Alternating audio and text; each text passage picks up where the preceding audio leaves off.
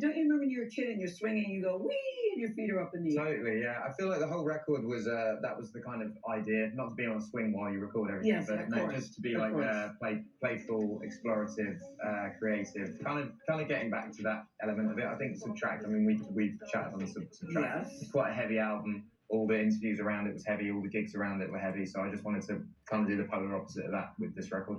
To me, you seem to have more fun promoting this than anything else you've done. Yeah. Is that true? I saw you in Mexico. I saw you in India. I think the promotion, the era that I came up in, sort of 2011, 2012, 13, 14, like all of that, very traditional promotion. You sort of go, you do the usual run, you do the radios, the TVs, this. And I think with this, there's still an element of that. I think you should always have that. But I think for me, I just wanted to do fun things. So we would pop up anywhere and play, and it would be chaotic and creative.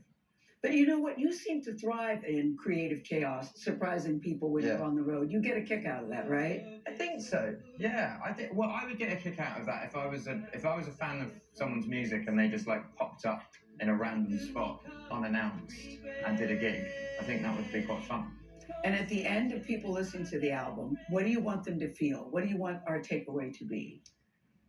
I don't know really. I don't know. I want people to feel connected to a song on it, 4 songs, 5 songs. You never know. But for me, the whole record I've created is more for me. So it made me feel good, and I'm just putting it in the universe, and it will exist in people's lives however it exists. But I think records have to be made primarily for the artist first, because then, like, I don't know. Otherwise, it's just a product. Let's take a big swing and go over to the couch, because I know people are looking like, okay, Gail, that's enough swinging. I don't know. But you said that Play was made as a direct response to some of the darkest periods of your life. And if you had to perfectly talk about where you are today, how would you describe where you are today? Everything's chaotic at the moment, but it's an album release. But I think within my life as a whole, very settled, very calm, very happy. Yeah. Everything feels good and balanced. It was just announced the other day that you're moving to the U.S. We were so excited about that.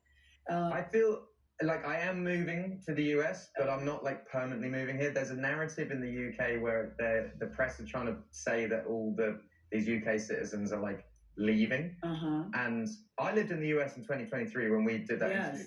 No one noticed or cared then. And for some reason, there's just a narrative of me coming. I've always spent years in the US when I toured here. From last year, when I toured here in 2018, I lived here. When I toured here in 2014, I lived here. When I toured here in 2013, I lived here. Like, that is just the cycle of touring. And moving. So Cherry's setting up the house. And will go to school here. Totally, yeah. And so how's the family feeling about moving to the U.S.? Good. I mean, me and Cherry started dating in the US, so we have a real affinity to America. Do you have a certain song that you really like on this album? Because I wanted to talk to you about Sapphire. Yeah. Because Camera's my favorite, but if I had to pick one for selfish reasons, I would pick Sapphire. It's back in 2023. We had done an interview, and you told me you were working on Sapphire, so we immediately went to the studio, and you said, if you want, you could be on the chorus. I just want to show you a little bit of that session. But I don't just keep going Sapphire. No, just do it once. Just do it once. We'll just capture that one bit at the beginning, and then we can stack her up. Sapphire! Great. Was that good? Yeah, that's great. Yeah. Great. You did make the final cut. And I have to tell you, I don't believe you, because I'm sitting there listening. Where's my part? Because it's a big chorus of people, right? Yeah. Am I really in it? Yes. Because it's a big chorus of people. Yeah. Yes. Really? Okay. Because at the time, I didn't know what I was doing. You just said, this is how it goes. We want you to say Sapphire. I didn't know what it meant. Yeah. And now that it's out in the world, I'm very excited. Oh, I'm glad. I think that's my favorite song on the record. Yeah. Seriously? Yeah, I love that song.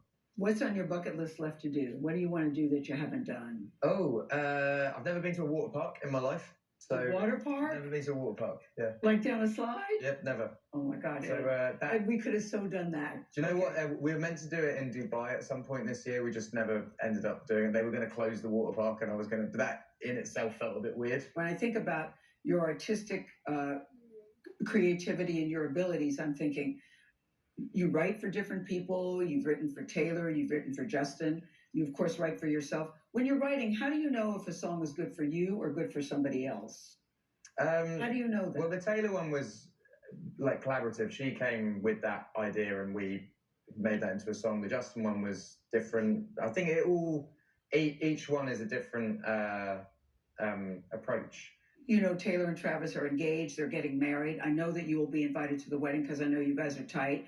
I've never asked you for anything, but could I be your +2 with you and Sherry? Just mull it over while you're laughing. Congratulations.